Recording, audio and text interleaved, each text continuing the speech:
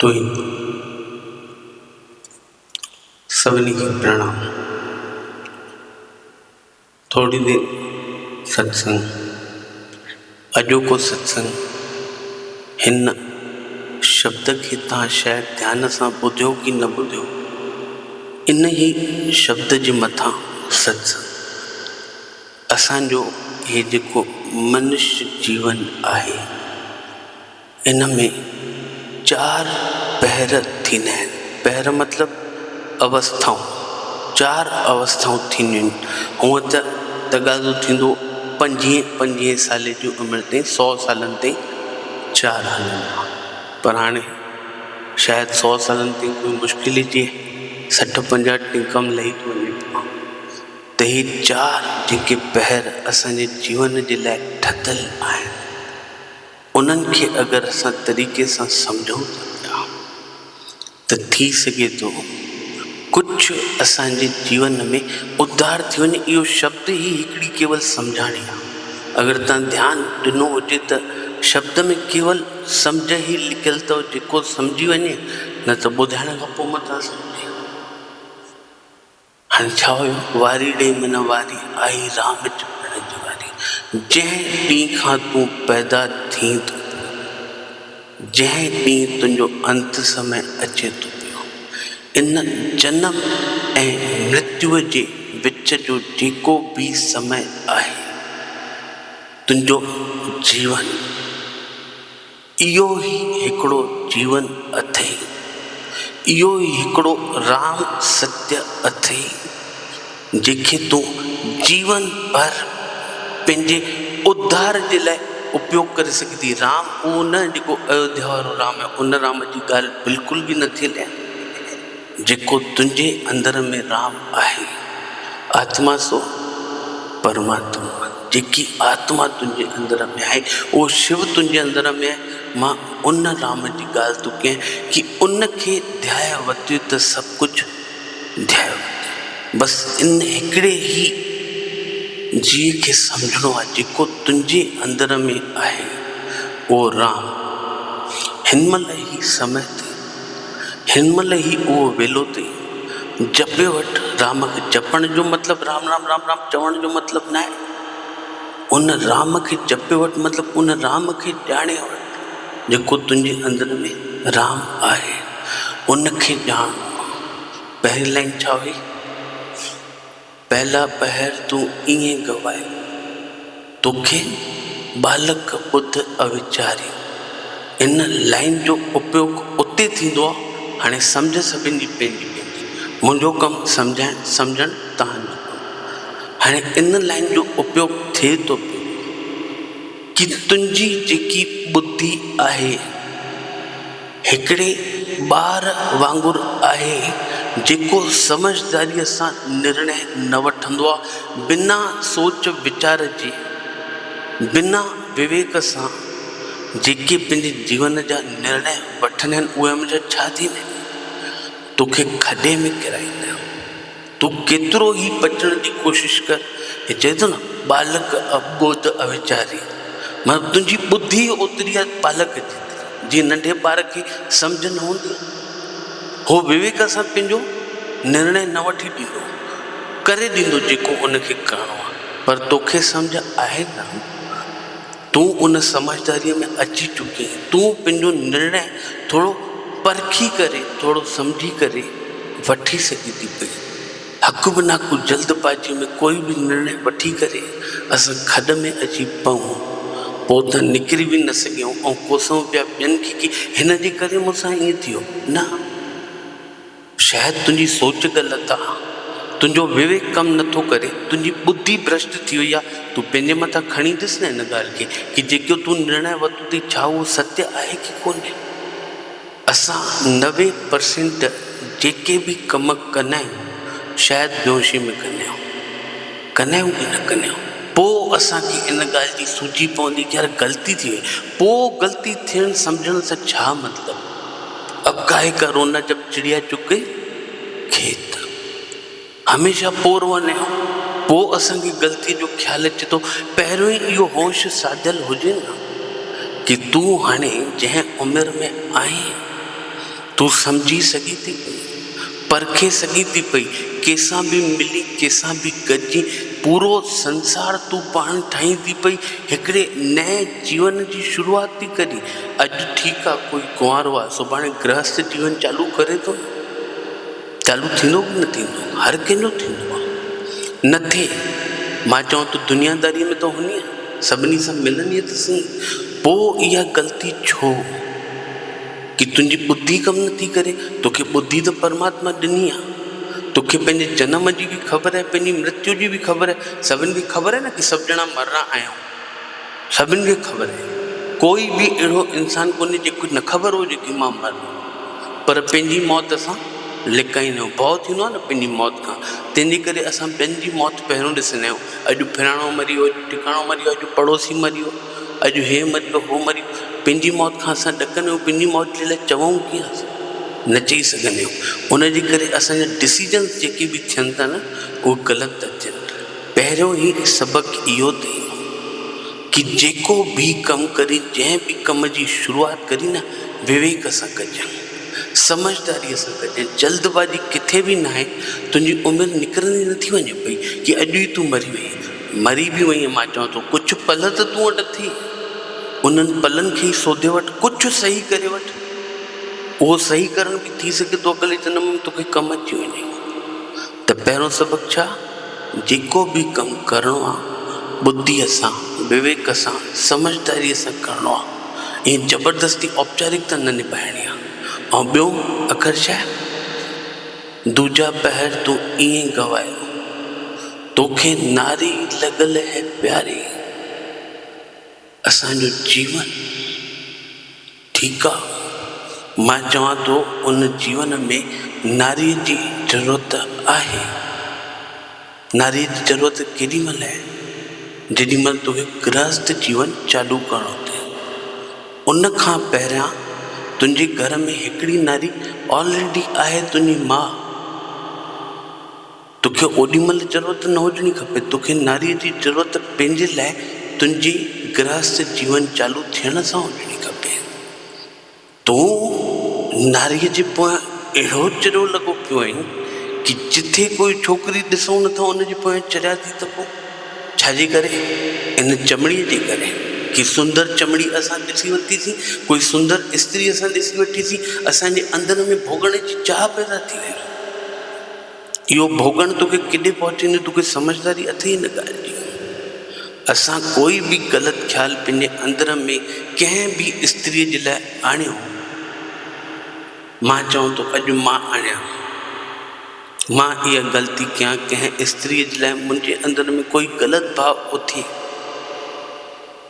ठीकु आहे, सुभाणे कोई मुंहिंजी बि भेण आहे, उन जे लाइ कोई ग़लति ख़्यालु पंहिंजे अंदर में करे, उहा ॻाल्हि मूंखे ख़बर पए त हिते मुंहिंजे दिलि ते तीर हलंदा कि न हलंदा? 100% हलंदा। त जॾहिं जेकी ॻाल्हि असां सही नथा सघूं, उहा ॻाल्हि असां पाण छो था कयूं कि असां पंहिंजो जीवन ई नारीअ जे पोयां विञाए छॾियोसीं? न, जेॾी महिल नारीअ जी आवश्यकता आहे तुंहिंजे जीवन में, ओॾी महिल नारी अचे त कमु सुहिणो थींदो। इहो सुहिणो कमु आहे गृहस्थ जीवन। मां चवां थो जंहिंजो गृहस्थ चालू हुजे न, बख़ूबी निभाए, सचाईअ सां निभाए त ॾाढो सुठो निभिजी सघंदो आहे। असां पंहिंजो जीवन ईअं विञाए नथा सघूं कंहिं नारीअ जे पोयां, इन किनी चमड़ीअ जे पोयां जेकी रख थी वञणी आहे। मां चवां थो अॼु जेकी छोकिरी 25 साले में जीअं नज़र अचे थी पई, छा 30-35 साले खां पोइ उहा नज़र ईंदी छा? कोई बि उहो नज़र ईंदो छा? जीअं उमिरि वधे थी पई, उहो असांजो शरीर बि धीरे धीरे पोइते आहे न, त असां छा इन चमड़ीअ जे पोयां पंहिंजो जीवन विञाईंदा था वञूं पिया? न, कॾहिं बि न विञाइणो। टियों, हाणे ॿियो इहो आहे कि नारीअ जे पोयां भॼण खां सुठो तूं उन शइ जो इंतज़ारु कर। जेॾी महिल उहा सही शइ तुंहिंजे हथनि में अची वेंदी न, उनजी उपयोगिता बि तोखे ढंग सां ख़बर पइजी वेंदे कि तुंहिंजे जीवन में नारीअ जी घणी अहमियत आहे। उन ॻाल्हि खे बि असां सम्झी वठूं। ऐं टियों, तीजा पहर तूं ईअं गवायो, तोखे माया लॻल है प्यारी। असां इते कूड़ कपट बि करे आयासीं, समझदारीअ सां कम बि न करे आयासीं, असां नारी जे पोयां जीवन बि विञाए छॾियोसीं। उन खां पोइ हाणे वणे छा थी असांखे? माया, जेकी दो कौड़ीअ जी बि कोन्हे। मां पहिरियों बि हिकिड़े सत्संग में ॿुधाए चुको आहियां, माया मेड़े लख करोड़े। तूं केतिरी ई माया मेड़ पंहिंजे जीवन में, मां चवां थो करोड़ न 100 करोड़ बि जोड़े वठ, कहिड़े बि तरीक़े सां जोड़े वठ। पाई न ॾींदे रोक अदड़ा, हिकु पाई तूं पाण सां गॾु खणी नथो वञी सघीं, तूं हिकु पाई बि पाण सां गॾु न खणी वञी सघे, उनजे पोयां छा मरी थो पियो तूं? पैसा पैसा पैसा पैसा, ज़िंदगी भर बसि पैसा ई। छा तूं पाण सां गॾु खणी वञे? तूं पंहिंजे लाइ 2 साह वधीक ख़रीद करे सघे थो उन्हनि पैसनि सां? कॾहिं बि न करे सघंदे, न करे सघंदे। मुंहिंजी इहा ॻाल्हि यादि रखिजे त इन पैसे जे पोयां भॼणो छो आहे? मां चवां थो तोखे हर शइ त उन परमात्मा ॾिनी आहे, सुठो खाधो ॾिनो आहे, सुठो हलणु ॾिनो आहे, सुठो घरु ॾिनो आहे। ईअं त न हिकु वेलो खाई थी 2 वेला बुख ते सुम्ही थी पई, कोई बि अहिड़ो व्यक्ति आहे जंहिंते सभिनी जे लाइ 3 वेलनि जो भोजन व्यवस्थित करायो अथई परमात्मा। उन खां पोइ बि असां माया जे पोयां चरिया लॻा पियूं, अलाए घणा ग़लति कम करे वेंदा आहियूं इन माया जे चकर में। माया सम्झो था, पैसो छा थींदो आहे? पैसो जेकी असां भरियूं था, वञूं था तिजोरियुनि में भरींदा, छा थींदी उन सां? छा तूं पंहिंजे लाइ पाई बि कमाई थी? तूं अॼु चईंदीअ मां पंहिंजे लाइ कमायां थी, पर उहो कॾहिं थी न सघंदी। तूं पंहिंजे ॿार लाइ कमायो हूंदे, तुंहिंजो ॿार वरी पंहिंजे ॿार लाइ कमाईंदो, उनजो ॿार वरी उनजे लाइ कमाईंदो। कोई बि इन जग में पंहिंजे लाइ पैसा कमाए न सघंदो, छोकी जेॾी महिल तूं पैसा कमाई थी ऐं उनखे भोगण जो तूं वटि समय आहे, शायदि उहो समय बि तूं उन माया खे कमाइण जे लाइ डुकंदे डुकंदे विञाए छॾियो, उनजो उपयोग बि न करे सघंदी।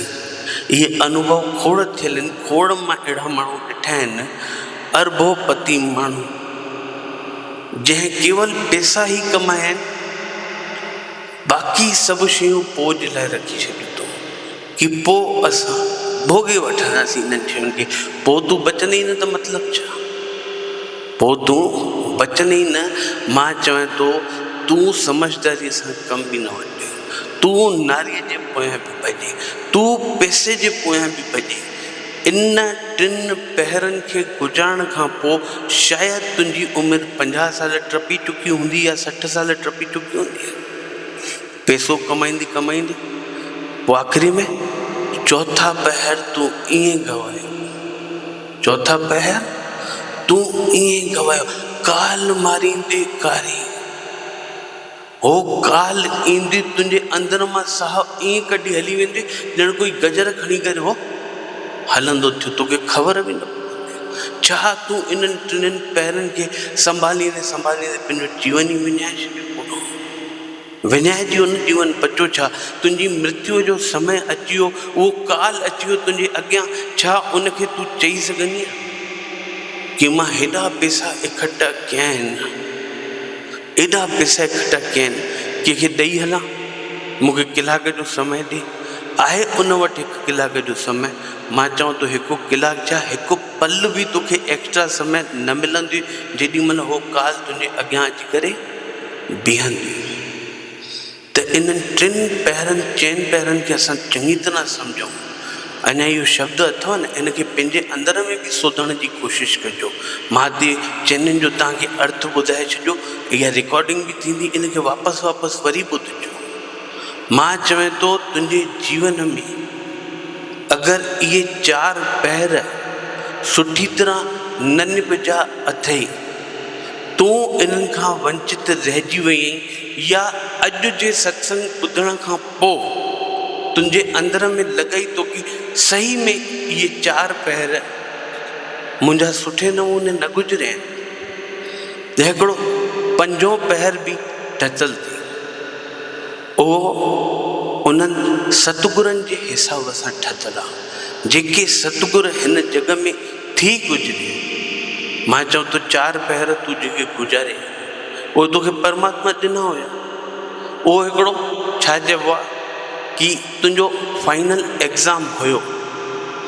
हाणे उन फाइनल एग्ज़ाम में तूं फेल न थी, तुंहिंजी सप्लीमेंट्री आई अथई, उन सप्लीमेंट्री खां तोखे ॿाहिरि निकिरणो आहे न। हिकिड़ो पेपर तूं ॾेई सघीं थो, हिकिड़ो ऑप्शन अथई सतगुरनि जो 5हों पहर। उन पहर खे सम्झी वञी त शायदि तुंहिंजे जीवन में कुझु परिवर्तित थी वञे। इहो 5हों पहर छा आहे? कहते कबीर सुनो भाई साधु, कहते कबीर सुनो भाई साधु, तव्हां वठो संतनि जी लारी, तव्हां वठो संतनि जी लारी, आई राम जपिण जी वारी, ओ वारी रे मन वारी, आई राम जपिण जी वारी। कबीर केरु? कबीर हिन जगत जो परम सतगुरु थियो आहे। उन्हनि जी वाणी इहा निकितल आहे, कहत कबीर सुनो भाई साधो।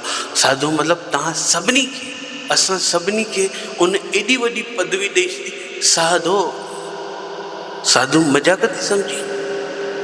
तोखे उन साधु चई छॾी, मतिलबु तोखे उन परमात्मा जो ॿार ठाहे छॾे।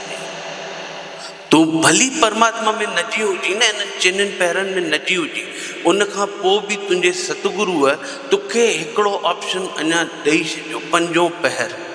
शायदि कंहिंखे मिलंदो हुजे, पर असांखे मिले थो न, त इन जो उपयोग करे वठो।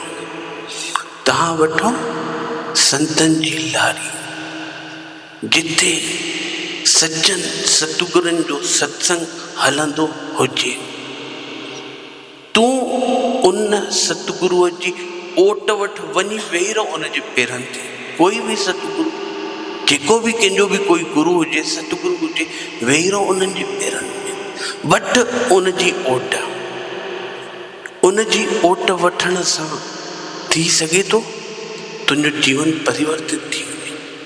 100% गुरुनि वटि अचण खां पोइ शायदि कुझु सरलता ईंदी आहे असांजे अंदर में। असां सम्झूं चाहे न सम्झूं, पर कुझु न कुझु ॻाल्हि जो परिवर्तन असांजे घर में ईंदो आहे। कंहिंजो अहंकार ख़तमु थी वेंदो, कंहिंजी मस्ती ख़तमु थी वेंदी, कोई शांति थी वेंदो, मौन थी वेंदो, कोई गुरुअ जी भक्तीअ में लॻी वेंदो, कोई गुरुअ जी शेवा में लॻी वेंदो। तव्हां वठो संतनि जी लारी, गुरु प्रताप साध की संगति। कंहिं अहिड़े जो संग जेको ॼाणे चुको हुजे या जेको ॼाण जी राह ते हुजे, तूं हुनजो संग कर न। थी सघे थो उतां तरी वञे। ऐं गुरुअ जो संग सर्वप्रथम संग जेको चइबो आहे, सर्वप्रथम रिश्तो जेको चइबो आहे, उहो गुरु ऐं प्रेमी जो ई थींदो आहे, जेको जन्मनि जन्मनि ताईं हली सघे थो पियो, हिन जन्म जे लाइ न आहे। तूं अगरि सच में पंहिंजे अंदरि सत्यता धारे करे कंहिं गुरुअ जो प्रेमी ठहियो आहीं न, अगरि कंहिं गुरुअ तोखे चुने वरितो अथई न, त उहो रिश्तो हिन जन्म जो न थिए, अचण वारे अलाए घणनि जन्मनि जो अथई। बसि वठि उन्हनि सतगुरुनि जी ओट। जंहिं सतगुरुनि जी ओट वरिती उन्हनि खे काई चोट न आहे। चवंदा न, जंहिंखे नानक शाह जी ओट, तंहिंखे लॻंदी न काई चोट। जंहिंखे नानक शाह जी ओट, तंहिंखे लॻंदी न काई चोट। सवे बैरी वरन, लखे दुश्मन चढ़न, सवे बैरी वरन, लखे दुश्मन चढ़न। जंहिंखे नानक शाह जी ओट। हाणे सभिनी जो गुरु पंहिंजो पंहिंजो। गुरु नानक बि वॾा सतगुर थी गुज़रिया आहिनि, पैगंबर थी गुज़रिया। मां नथो चवां कि हेॾे होॾे भटकणो आहे। जेको जंहिंजो गुरु हुजे उन जी ओट वठ, उहो सहारो वठ, उहो रिश्तो जोड़। थी सघे तो अचण वारा अलाए घणा जन्म तुंहिंजा तरी सघे था, पर हिकु ॻाल्हि यादि रखजांइ, इन 5 पहर खां पोइ हिकिड़ी घड़ी अहिड़ी ईंदी अथई, मां चवां थो हिकु तरफ़ खूह अथई, हिकु तरफ़ खाई अथई। इन घड़ीअ खे थोरो जरा सम्झी वठिजे, सम्झजे इन घड़ीअ खे। जेॾी महिल तूं गुरूअ जे सानिध्य में थी थो पियो, गुरूअ जो प्यारो बणिजी थो पियो, उन जी ओट वठी थो पियो, इते हिकिड़ी शइ तुंहिंजे पूरे कीए कराए ते पाणी फेरे सघे थी। उहा कहिड़ी शइ आहे? अहंकार। चङनि माण्हुनि खे मां बर्बाद थींदे ॾिठो आहे, जंहिं गुरुनि जी शेवा कंदे कंदे पंहिंजे अंदर में अहंकार जो ॿिज फुटायो आहे, उन जो जीवन पोइ त ईअं हिकिड़ी पतली दीवार, हिकु तरफ़ खाई अथई, हिकु तरफ़ खूह अथई, किथां बि बचण जो कोई बि रस्तो न अथई। इन खां अॻियां जे सत्संग खे अगरि तूं सम्झी सघीं थी पई, त थी सघे थो तूं इन्हनि 5 पहरनि में महारत हासिल करे वठी। इहे 5 पहर असांजे जीवन जा 5 पहर जेको आहे, कंहिंजे लाइ ॾाढो सुठो बि साबित थींदो, कंहिंजे लाइ ॾाढो ख़तरनाक बि थी सघे थो। ॾिठो आहे खोड़ ॼणनि खे अहंकार थींदे, चवंदा आहिनि जो तेरे घटि प्रेम है कह कह ना सुनाए, अंतर्यामी जानिए अंतर्गत का भाव। तूं गुरूअ सां प्रेम कयो, तूं गुरूअ जी शेवा कई, तोखे कंहिंखे बि ॿुधाइण जी ज़रूरत कहिड़ी आहे? तूं पाण चई थी मुंहिंजो गुरू अंतर्यामी आहे, त छो उन शेवा खे जग ज़ाहिर करी थी कि मुंहिंजे गुरूअ ताईं उहा ॻाल्हि पहुचे? ऐं गुरू थोरी तुंहिंजी वाहवाही करे छॾे। जॾहिं सभु कुझु तुंहिंजो गुरू ॼाणे थो त तोखे वाहवाही छो खपे? कल्ह ई मां सत्संग कयो न, तोखे अगरि सुठो थियणो अथई त तोखे दीवार ते टंगजणो पवंदो हिकिड़े तस्वीर जे रूप में। जेॾी महिल पगड़ियुनि जे ॾींहुं तुंहिंजे फोटूअ ते माला चढ़ी वेंदे, उन खां पोइ चवंदे हे माण्हू ॾाढो भलो हुयो, ॾाढो सुठो हुयो। इन चिंता में न रहो, इन वाहवाहीअ जे चकर में न वञ, इन अहंकार खे न पाल पंहिंजे अंदर में। मां चवां थो गुरूअ जी ओट वधी थी न, उन खां पोइ हिकिड़ो नयो सबक़ु चालू थींदो अथई। थोरो बि तुंहिंजे अंदरि अगरि ज्ञान अचे थो, सम्झण जी ॻाल्हि अथव, सम्झिजो। 2 मिंट बाक़ी वठंदोमांव तव्हांजा, इहे ज़रूरी अथव सम्झणु। तूं हर ज्ञान खे छॾे ॾे, जेको बि तुंहिंजे अंदरि ज्ञान अचे उनखे छॾे ॾे, पूरी तरह सां नन्हो थी वञ, पवित्र थी वञ, पूरी तरह सां पवित्र थी वञ कि तूं कुझु बि ॼाणी न, कुझु बि ॼाणी न। अगरि थोरो सो बि भाव तुंहिंजे अंदर में इन ग़लति प्रकार जो उथे कि मुंहिंजे अंदर में ज्ञान आहे, उन ज्ञान खे तूं पाण सां ॼमाइजे न कि इन ॻाल्हि जी मूंखे ख़बर आहे या इहा ॻाल्हि मां ॼाणा थी पई, कॾहिं बि न। हिकिड़ो अखर मां चई वञा, नित नूतन नेह दे नित नूतन ना। इन जो मतिलब ई तूं सम्झ कि उहो परमात्मा रोज नओं आहे, रोज उन जो नाम नओं आहे। उहो कॾहिं बि पुराणो थी नथो सघे, कॾहिं बि बांसी नथो थी सघे। जीअं असां राति जी बचियल रोटी सुबुह खाऊं था न, उहो परमात्मा कॾहिं बि बांसी न थींदो। उहो नित नूतन नेह दे नित नूतन नाम, उहो हर पल में नओं आहे। तूं उन परमात्मा खे शायदि ॼाणण में थोरी ग़लती कई थी, हो हर पल में नओं आहे। त तूं पंहिंजे अंदर में ज्ञान जो जेको इहो पर्दो पवई थो पियो कि मां ॼाणा थी, मां गुरूअ मां इहो सिखी चुकी आहियां, मां इहो सम्झी चुकी आहियां, इहो भ्रम पंहिंजे लाइ न, इन भ्रम में न जी। छोकिन जेको अॼु गुज़रियो अथई सुभाणे बिल्कुलु बि न हूंदे, अॻिले पल में बि न हूंदी, सुभाणे छा अॻिले पल में बि न हूंदी।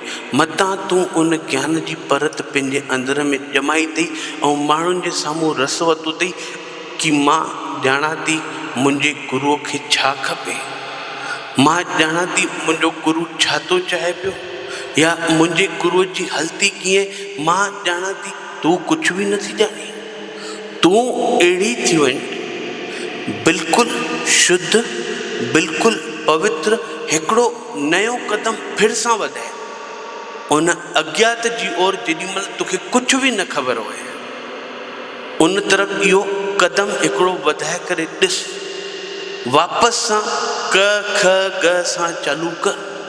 फिर सां तोखे महिनत करणी पवंदी, तूं वरी सां महिनत कर। उन खां पोइ ॾिस तुंहिंजे अंदरि हिकिड़ो गहराईअ वारो अनुभव थींदो, 100% थींदो।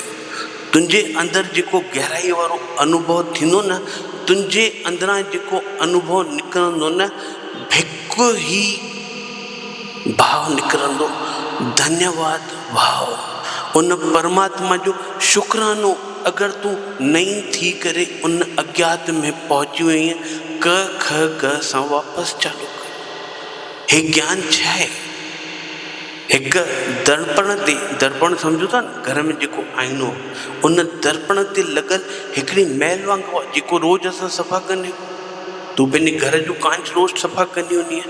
हे ज्ञान बि उहो ई थिए। जीअं तूं पंहिंजे घर जो दर्पण रोज़ सफ़ा थी करी न, उहो ई इन पंहिंजे अंदर में जेकी पंहिंजे अंदरि भाव में मन में जेकी बि तूं ज्ञान जी परत ठाती अथई न, उनखे रोज़ सफ़ा कर, रोज़ सफ़ा कर। रोज़ हो परमात्मा नओं आहे, तूं पुराणे खे खणी छो वेठी? तूं वापसि वरी सां चालू कर न। रोज़ हिकिड़ो कदम अज्ञात जी तरफ़ वधाए। राति जो सुम्हीं सुबुह उथीं मूंखे कुझु बि ख़बर न आहे, जेको मां ॼाणा थी, जेतिरो हुन ॼाणा थी ओतिरो ई मां ॼाणा थी, जेतिरो हुन मूंखां चवरायो थी उहो ई मां चवां थी पई। इहो भाव तुंहिंजे अंदर में अचणो खपे। इहो ई हिकिड़ो धन्यवाद भाव थींदो आहे। जेके इहो धन्यवाद भाव हिकु ई शइ मां पॉसिबल थी, केवल ध्यान मां। तूं ध्यान में ई पंहिंजे उन दर्पण जी, उन ज्ञान जी, उन धूल खे सफ़ा करे सघे थी। केवल ध्यान ई हिकिड़ो उपचार अथई कि रोज़ ध्यानु करे उन धूल खे सफ़ा कर। रोज़ तुंहिंजो कांच नओं चमकणो खपे। जीअं नओं कांच सां वठी न उहो चमकणो खपे तुंहिंजो हृदय, तुंहिंजे अंदरि जो दर्पण। हिकु ई उपाय ध्यानु। जेॾी महिल तूं इहो सिखी वेंदीअ, तुंहिंजो दर्पण सफ़ा थियणु लॻंदो न, उन खां पोइ तोखे अलॻि सां टाइम कढी ध्यान जी ज़रूरत कोन्हे कि तूं अलॻि सां टाइम कढी मूंखे ध्यान ते वेहणो आहे। न, हर पल तुंहिंजो ध्यान में बीतजी सघे थो पियो अगरि तुंहिंजो अंतर दर्पण साफ़ आहे त। बसि पहिरियां त इहे 5 पहर अगरि सम्झ में अची विया, 5 पहर में तूं आयो आहीं त उन खां पोइ इहो अहंकार, इन खां अगरि बची थो पियो त ज्ञान जी उत्पत्ति तुंहिंजे अंदर में न थियणी खपे। छोकिन तूं हर ज्ञान जे पोयां हिकिड़ो नयो अहंकार पैदा कंदी आहे। छॾ उन ज्ञान खे, रोज़ हिकिड़ो नयो अनुभव कर। छोकिन हो परमात्मा बि रोज़ न हो, तुंहिंजे अंदरि बि, तुंहिंजे शरीर में बि डेली परिवर्तन अथई। तोखे ख़बर तो हूंदे न, डेली तुंहिंजो थोरो वार बि वधंदो हूंदे, तुंहिंजो शरीर बि थोरो फैलजंदो हूंदे, कोई न कोई अंग वधंदो हूंदे, रोज़ नओं थींदो आहे। त तूं बि उन नए सां गॾु हल। बसि हिकिड़ी ॻाल्हि यादि, नित नूतन नेह ते नित नूतन नाम। आख़िरी में संदसि 5 परमात्मा।